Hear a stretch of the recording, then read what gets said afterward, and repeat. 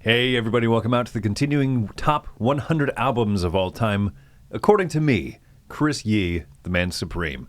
Welcome out to this. I know it's a little departure from board game content, but this is fun stuff. I'm very passionate, very excited about this. I've been recording more and more of these. I'm just really getting so thrilled, but I'll try to go a little bit quicker than the last section here. I don't want to outstay my welcome, but some phenomenal albums entering onto the scene now are going to be some of my, really just favorite bands, and you're going to see some of those early entries from them here. A few bands that have been on here before, and then, of course, nicely a few departures into some other stranger albums and stuff, things that if you haven't heard of, I would love to hear from you if you end up checking something out because of something that made my list. But let's start off with just a huge album. There's no doubt this is one of the, I think it's in like the top 30 selling albums of all time from one of my favorite bands.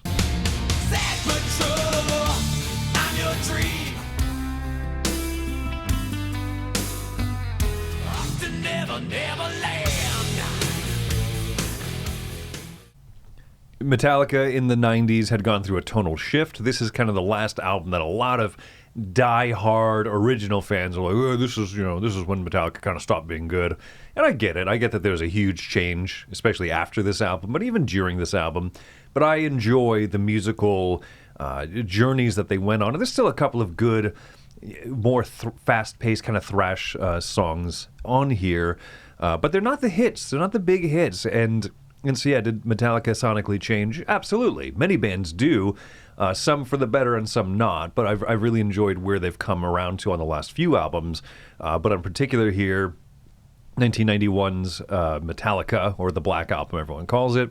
Starting out with Enter Sandman. Come on, that's just a classic, iconic riff. This beautiful buildup of tension and payoff that works so well.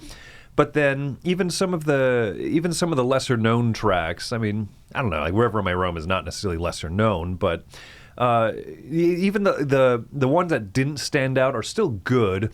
Maybe not as good as some of their earlier albums where the lesser, like the non-hit songs still carry the album, right? In some of those, they carry it tremendously. And in this one, there's plenty of good. But even taken just at the hits and the standout songs, what is the song here called? The beauty of doing things like Nothing Else Matters. Drawing a blank here. Once again, another guitar lick that every up-and-coming guitar player sits there and goes, just hits these open strings, doing, doing, doing, doing, doing, doing. Yes, do that. Annoy your parents. Fight back, rebel, right? Play that same lick, and then start throwing in the other notes. It's beautiful. It's just some of their. This is them finding their footing a little bit better after the death of their original bassist, Cliff. And yes, that is a huge part responsible for their sonic change. But the Black Album still so good. Number 40.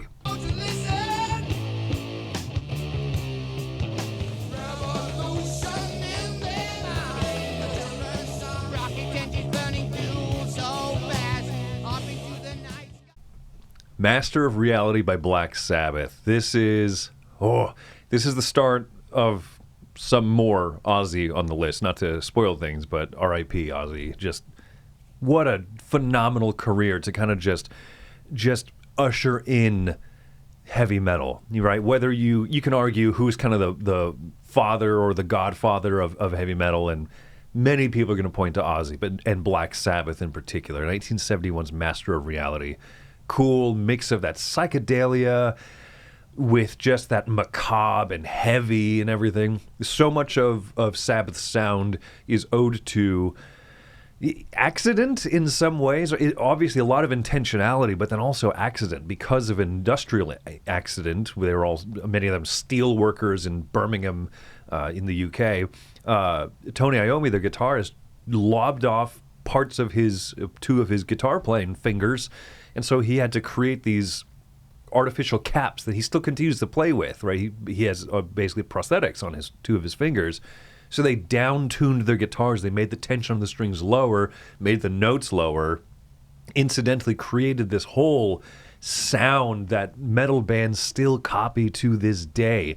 Songs like Children of the Grave with those chugging, those chugging kind of galloping type of riffs, and just Oh my gosh, so much of the musical world is what it is today, especially the world of rock and metal, because of Black Sabbath. So Master of Reality, phenomenal album. One man, one goal. There can be all. We're the princes of the universe. Talking about a band that sonically changed, Queen in the 80s is definitely a different band than they were in the 70s, and yet never lost just their touch, their creativity in songwriting, the amazing vocal harmonic work, and just the unfettered creativity that having four very talented and creative band members allows when you have each of them contributing to the songwriting and the singing and everything. A Kind of Magic is a great album. Many of these songs featured in Highlander, the movie, of course, right? But at the same time, just such good tracks. Even though they definitely leaned into some more of that 80s sound, but One Vision and A Kind of Magic are so good. Friends Will Be Friends. Man, I mean, I could list off. I'm trying to avoid just reading off names of songs and be like, oh, that one's really good, right? But it's hard not to. I remember Princes of the Universe being the theme song to Highlander, the series that I would watch on USA or Sci-Fi. Sci-Fi didn't exist at the time. Anyway, whatever channel it was on. Part of the reason I loved that show was because I got to hear Queen on my TV set every time that it was on. It's just the joy of sitting down to a theme song that you love, right? And knowing that it's Queen, first off, but then just... Anyway, yeah, this whole album, so good. A Kind of Magic. Not a lot of Queen albums on my top 100, in part because I listen to a lot of their live stuff rather than through albums. But this is one of the best ones out there. All that was lost is revealed. There's an old black train a-comin', scraping along the iron. Speaking of soundtracks, right, and television, this is another odd one. This is the soundtrack to a phenomenal mini-series from Cartoon Network called Over the Garden Wall. This is mandatory, traditional, autumn time, Halloween era time watching in our house, right? We watch this TV series, and then I fall in love with the music all over again, and I listen to the soundtrack ad nauseum for months afterwards. It's the perfect autumn time tradition, both musically and also as a TV series to watch. If you have not watched it, it's so good. It's a cartoon miniseries with a lot of heart. Stars Elijah Wood, a.k.a. Frodo, a.k.a. Bilbo Baggins, the Man Extreme, a.k.a. Wirt, in this show. Anyway, just phenomenal music, operatic performance, mixed with Americana folklore that's just so good. This is Vagrant Song. If you like the board game Vagrant Song, and if you like that kind of that Americana folklore, Ghost Train, that type of stuff, that's what this is full of. Folk music, simple, and yet so soulful. Many tracks are just, a guy with a guitar, like kind of this old-sounding, semi-out-of-tune guitar and just strumming and playing it. But then there's also songs by the cartoon characters themselves that are featured in the show that are just, some of them are so sweet and so earnest. The ship's sailing, it's such a short track. There's so many tracks on here that I wish were full-length, longer songs, and maybe they're better served for the fact that they're not. So it always leaves you wanting more and listening to the next track and going to the next one. There's spooky background music. There's beautiful sung performances. There's less beautiful sung, but earnest performances. This is a phenomenal soundtrack. And like I said, watch the show. Watch the show if you want kind of a spooky... I'm not here to sell the TV show, but I am here to sell the music. This music is fantastic. I love this soundtrack.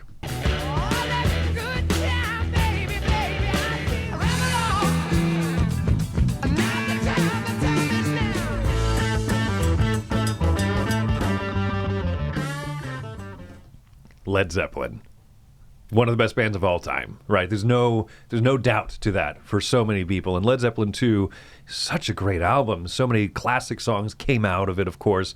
But an instrumental track like Moby Dick, just later on in there, just listening to John Bonham just wail on those drums, just abuse those drum heads, and just listening to just everyone in this band brings their all, right? There's just no doubt about that. And I love the fact that Ramble On, for example, is one of many, many Led Zeppelin songs about the Lord of the Rings. Very explicitly in different sections, right? Misty Mountain Hop. and my favorite part is that J.R.R. Tolkien was alive during this time, right? I'm sure he was a little bit more of a codgerly old man, and I'm sure that he... a lot of things I've read say that he didn't really care for a lot of the stuff that was inspired by his stuff, and I'm sure that he would have just hated rock and roll music. He was born in the 1890s, right? But it's kind of cool to think that they were in some degree contemporaries. But anyway, nonetheless, Led Zeppelin II, so good, and that's why it is my 36.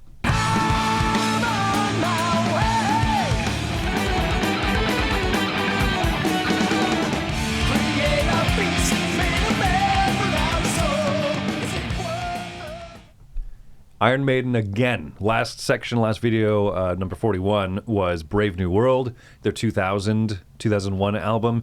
This is the 2003 album, Dance of Death. I remember buying this one on my own. This is one of those albums. I went to the store, went to the record store, and I paid my own human money to purchase this album and acquire it for myself. And it was just a thrilling experience. And that album cover is so bad and so dated, and it wasn't even good at the time. I mean, this is an awful, awful album cover that I don't know how it got. Anyway, bands need to try things. Artists need to try and push the ball forward. This early CG stuff. I mean, this looks like 90s CG. It looks like that TV show Reboot. Do you remember Reboot? Anyway, all that aside, the sound of Iron Maiden has still been so it's so good. Now, Adrian Smith, was the guitarist who had left for a while, and he came back around the same time that Bruce Dickinson did. And so they went from a two guitar band to a 3-guitar band. Actually, this was in Brave New World as well as here in Dance of Death, and allowed them to do a lot. But their key to the songwriting of this time was trying not to overdo it. Well, we could have 17 guitars doing stuff all at the same time, and they did a good job of pulling back from that, but still utilizing the fact they had 3 incredibly talented guitarists. This was Steve Harris, one of the best metal bassists out there, right? And anyway, these songs, they're not afraid to be long and big and epic. Dance of Death itself, over 8 minutes, and it's not even close to like their longest stuff. Passchendaele. Such a good album, such a bad album cover.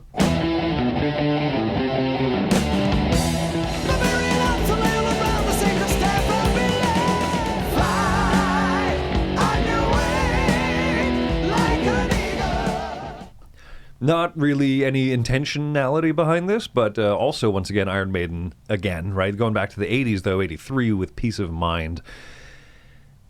Oh, wow. So many classic tracks off of this that really defined the sound of Iron Maiden. The Trooper, I mean, there's people out there who forget that the name of the album is not The Trooper because it's just that iconic, and that single, that image of Eddie, their zombie mascot guy, who was turned CG only in the year 2003 for Dance of Death. Really terrible album cover.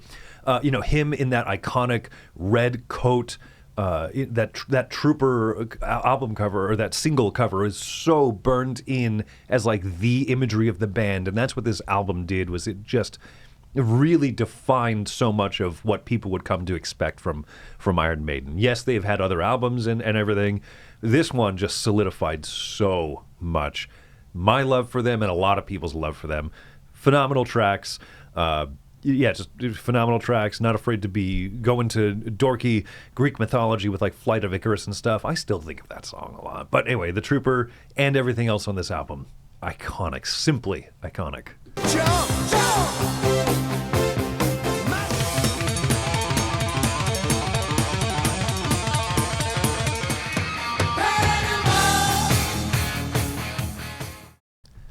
Last time I talked about Van Halen, I spent most of the time dunking on David Lee Roth. deservedly so. But and of course I also said so much praise about the band because they're that good. 1984, released conveniently in the year 1984. That'd have been embarrassing if they'd missed that deadline. Just a continuation of that fantastic swagger that they had as a band. David Lee Roth, of course, at the front. As much as I make fun of him as a vocalist, he's a great showman, and he is a showman vocally as well, with a lot of these tracks. I wonder if Tom would like this track, Top Jimmy.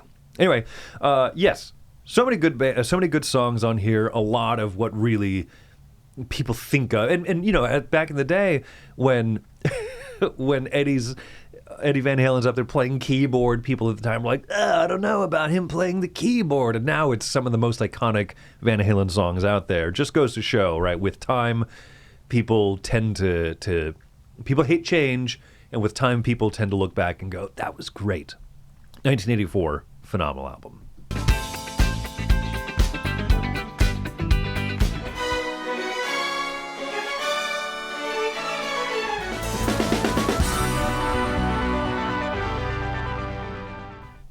Random Access Memories is the final album from Daft Punk. They released it, I don't know, almost 12, 13 years ago at this point. Hey, look, the internet tells me 2013, so 12 years ago.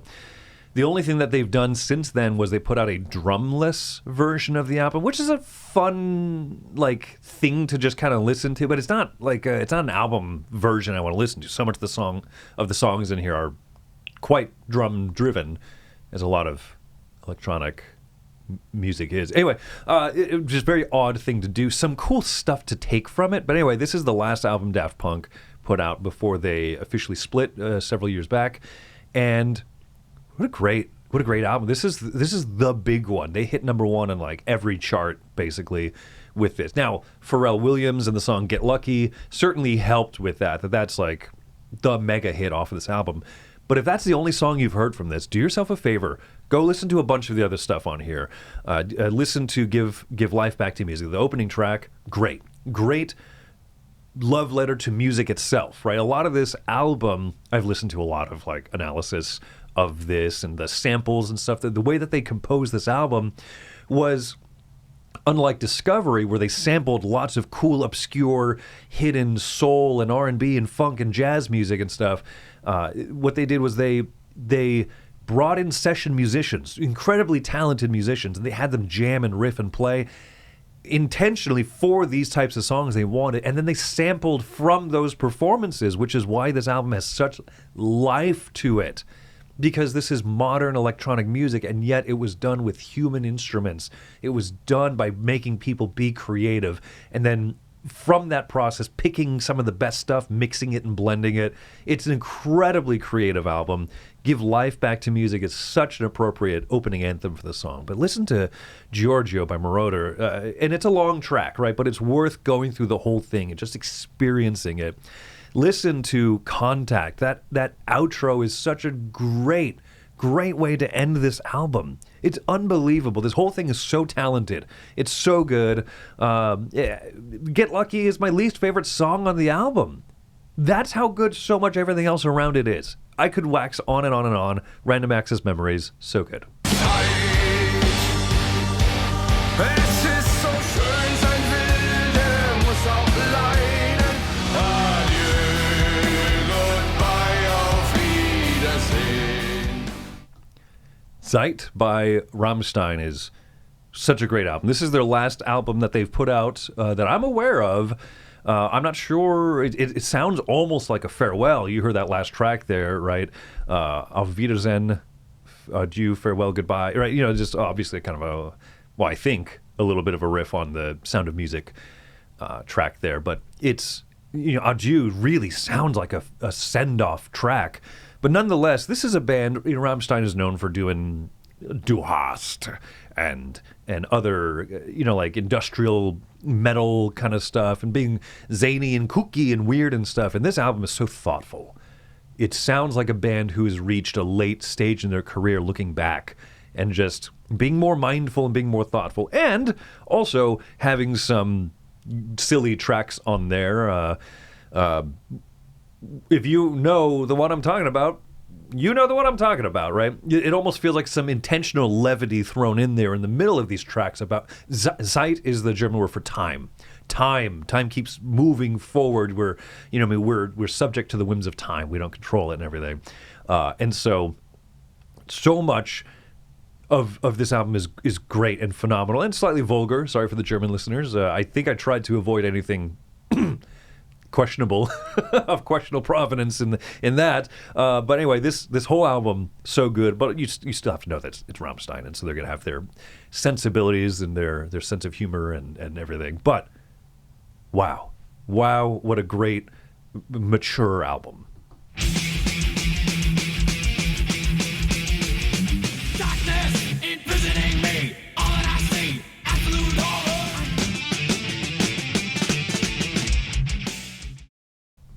Injustice for All, Metallica's fourth album, came out. This is the first one after the death of their original bassist, Cliff Burton, who was such a musical driver for a lot of the more... They talk about how, as a band, they would sit there and they would bring in records, they'd listen to their different inspirations. Some of them are bringing in the Ramones and Merciful Fate, and some of them are bringing in the Misfits, and Cliff would throw on like Beethoven. You know what I mean? So anyway, all that being said, this is the first album where they had to kind of create and continue their sound after his death, who was such an integral part of the band, and they made a wonderful album. The production of this album is so bad. It's so awful. You can go online and you can find people who like remastered it themselves and stuff. Like they refused to put out a better mastered version of this where you can hear the bass at all, where the drums have a slightly more full sound to them. This is rough, only to be outdone, of course, by Saint Anger, which is not on my top 100 list. But Injustice is so good. This is Metallica's most technical album, and they had amazingly complex and cool song structure before, but they really ramped it up, and it felt like they had something to prove, and they did. They really did prove it from beginning to end. Great tracks on Injustice for All.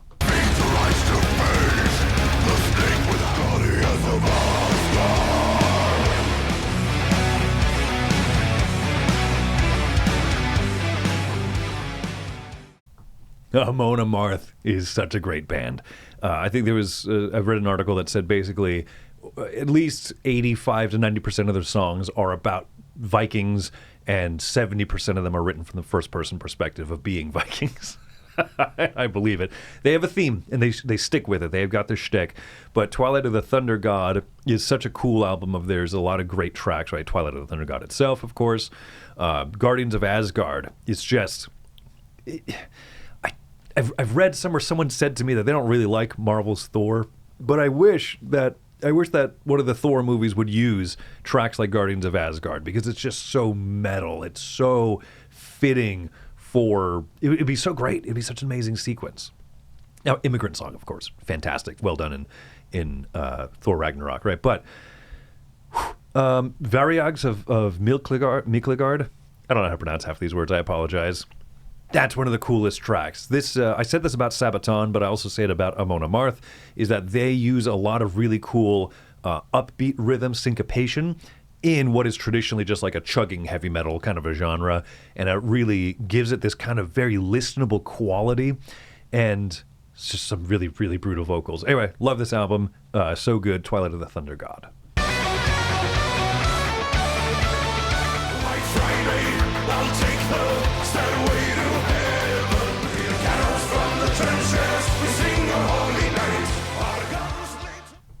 The War to End All Wars is Sabaton's second album in a row, actually, that focused exclusively on World War I.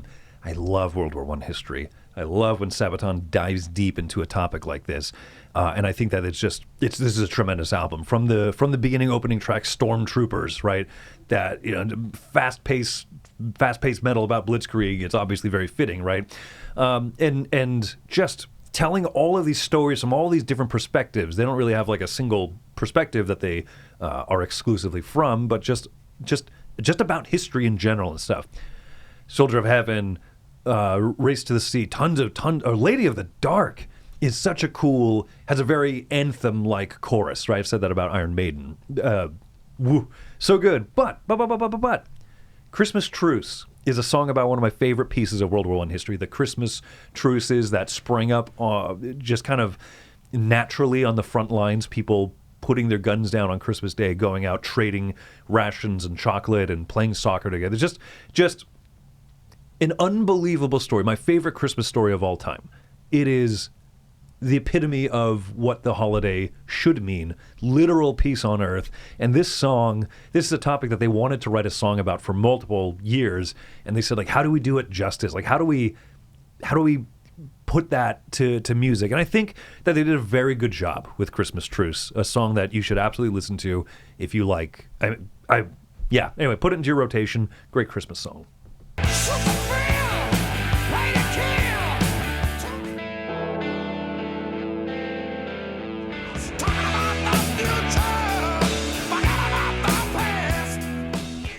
Not a ton of AC/DC on my top 100, but this one, Back in Black, kicking it very high up on the list because it's just their best album, right? It's, I think, the number 2 selling album of all time for a reason. It's not just their best album; it's one of the best albums ever made. I like and I love a lot of AC/DC stuff, but they're not one of the bands I tend to sit down and just go through a whole album through. Love their live performances, though, raunchy and silly as they are, but man, AC/DC just rips. And so Back in Black is, I mean, half of the MCU and Iron Man kickoff is because of this album, right? And just, it's so iconic. It's so iconic. There's so many amazing tracks on this, and just to lose your original singer. Prior to this, they had Bon Scott as their original singer, and he, excesses of rock and roll, dies. And that can just absolutely fracture a band, right? And instead, AC/DC came out with Back in Black and just exploded even bigger than they ever had been before. What an impressive story. Just absolutely a wonder that this album worked and it came together, and it's as iconic as it is, and it deserves every bit of that. So that's 27, Back in Black. Feeling so strong, something went wrong. Straight into my finger, what a stinger of a lit a cigarette, now they're walking out the door with a semi-automatic and a ski mask on. They look at one another on the same. Streetlight Manifesto is wild band. I had a previous album of theirs, Somewhere in the Between, on the list already. This one, so Streetlight Manifesto is pretty much consisted of members from an earlier ska band called Catch-22. And the story of this one is Keasbey Nights was originally a Catch-22 album, recorded not as good quality and stuff, a little more lower budget and everything. And the record label said, well, we're going to put out a 5-year anniversary or 10-year anniversary edition or whatever it was. I forget exactly. I think it was 10-year anniversary. And Thomas Kalnacki and the band members were like, it's kind of garbagey when record labels were like, oh, here's like a 10-year anniversary album. It has one extra track on it. Go buy it again. And so what they did was they re-recorded the entire thing themselves. They pulled a Taylor Swift before Taylor Swift was a thing. This is before Taylor Swift was even born in 2006. That's wrong. But, I mean, it's that same type of thing where they wanted to, if they're like, look, if you're going to reissue it, make it a better recording, make it better instead of just make people buy it so they get one bonus track, right? And so I love that they did this, right? All of these tracks were written a decade before, right? But the recording quality on this is super good. Just the attitude, that fast-paced, aggressive kind of ska, people call it, is this like the fourth wave of ska music? Well, the wave never quite crested huge or anything, right? But Streetlight Manifesto is so talented, so good. And even though it's not as good musically as some of their later stuff, I have I have a lot of love for this album, and I also do think that's fantastic. From the pinnacle to the pit, and you hear the rumble, and you're still asking for a song. Ghost is one of my favorite bands to come out of the last decade-ish or so. They have really surprised me. Their first album I thought was bad, really bad. People describe it as like a bad attempt at Scooby-Doo chase music. But by the time their third album, Meliora, came around, their songwriting is elevated so much to the point I can listen back to some of their earlier stuff. But Meliora is this. I mean, there's very few bands out there that can perform and make a song that feels like what Black Sabbath was doing in the pioneering days of metal. But Kirise? I don't know how to pronounce this. Anyway, that track does. It feels like Sabbath. And it's so important now that there's still people out there who are making great music like this, from the Pinnacle to the Pit, Mummy Dust. So many good tracks. Now, the deluxe edition has Square Hammer, which I think was more of like a single release or something. But nonetheless, this whole album is so good, so good. The imagery, of course, people aren't going to like, and the ridiculing nature and everything. But I don't know. I like what they're doing. And I put some of that stuff aside personally for my own convictions and stuff. I just like good music, and I think that these guys are making good music. Don't kill you, make you more strong. Forgive me, what can I? More Metallica making the list here. Death Magnetic is the newest album of theirs that's on my top 100. I do really like Hardwired, and I really enjoy 72 Seasons, but I don't keep coming back to them the same way that I come back to Death Magnetic. This is my favorite of the later period Metallica, I guess. Post Saint Anger it's a different era of Metallica. I really like this. That has a little bit more of like multi-structural kind of songs, the way that And Justice for All did. I think the biggest drawback of this album, it's just kind of noisy. It's just loud, right? The whole loudness wars, if you want to look up some interesting history of music, look up the loudness wars. And this is kind of a victim of that, where everything feels so turned up that it kind of is muddy.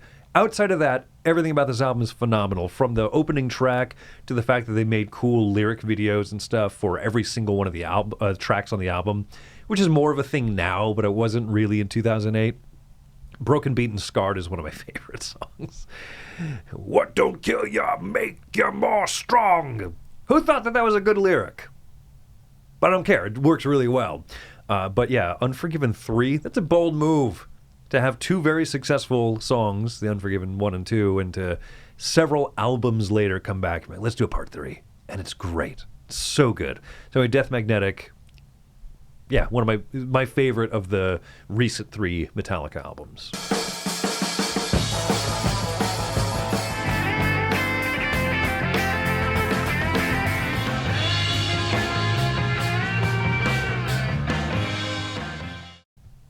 Yeah, Led Zeppelin IV it's a basic kind of album to say, ooh, it's one of my favorite albums of all time. But guess what? It is. It is. Just because it has some of the most iconic songs of all time doesn't mean that it's not worthy of the admiration and deserving spot high up on the list like this. Black Dog, great opening track. When the Levee Breaks, good heavens, right? What a fantastic closer. And for these guys to... Led Zeppelin has definitely some, has some of their issues, like their accusations, of course, of like stealing a lot of blues music and everything. 100%, right? But it's almost unbelievable to me that with a track like When the Levee Breaks, that these guys are not from Louisiana. It's unbelievable just how talented they are, and being able to go from like Misty Mountain Hop to that. And then Black Dog and rock and roll. And anyway, just everything about this, and of course, Stairway to Heaven. What a wonderful album, Led Zeppelin IV.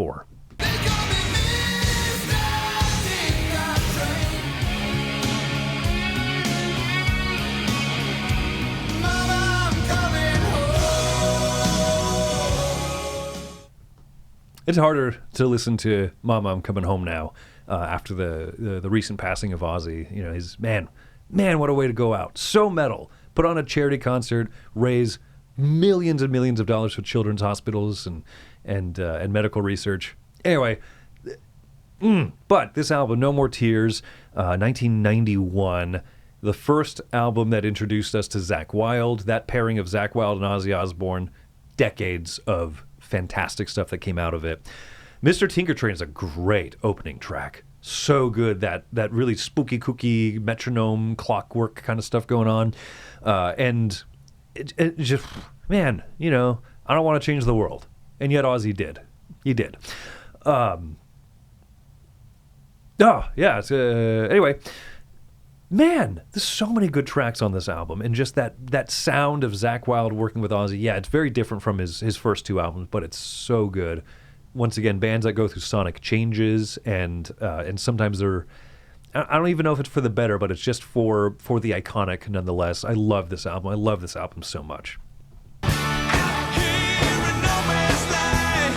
It's all about soul. In the middle of the night, I go walking in my sleep. I talked about a little bit of influence from my mom's side, the 3 CDs we owned growing up.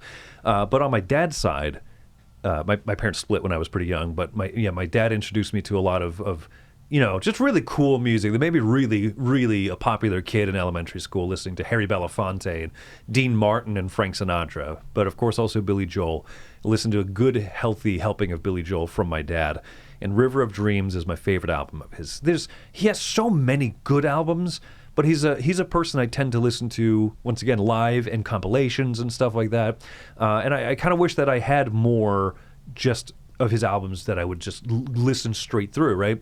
I love many, many, many of his hits, and he's one of the best concerts I've seen live. But River of Dreams is the album that I really love this one. 93, it was his last album that he made for decades, and he just put out a new one, and it's great, and I'm so happy. It makes me so happy that Billy Joel is still making new music, and he started putting out stuff again. Oh, it's so good, because River of Dreams is great, right? Now, of course, the opening track, No Man's Land, is one of my favorites. Just love driving rhythms like that, singing along to it in my car at the top of my lungs. River of Dreams itself is just one of my all-time favorite songs. Very soulful, very it's one that gives me very fond memories, of course, from growing up and everything, but also I just think this album's great the whole way through. A little more emotional than I was expecting to be from these last few picks here, but there's a reason. Music can affect us so greatly, and that's part of the reason why I love it so much. So thanks for coming out and listening to me ramble and rant about some of these albums that I adore. Hope that you enjoyed this, and comment below. Let's talk, let's chat music, because I love doing that. If you listen to any of these based on my recommendation, obviously that's some of the stuff I want to hear the most. I want to hear your recommendations of music to check out, but especially if you listen to something in it and you enjoyed it, please let me know. All right, folks. Anyway, let's get back to some more board game content, but one more section of this to go. Thanks for coming out. I'm Chris Yee. This is the Dice Tower.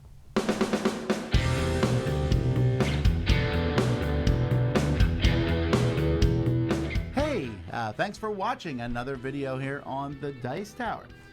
We really appreciate you stopping by and checking our things out. Thanks so much for joining us today. And hey, if you really like what we're doing here at the Dice Tower, then there are different ways to support the Dice Tower. One of those ways is through Patreon. We have links in the description to this video, and we have links to lots of other things we do down there, so definitely check it out. But either way, we're glad you watched us. Tell your friends about the Dice Tower. Until next time, though, I'm Tom Vassell, and I hope you enjoyed this video.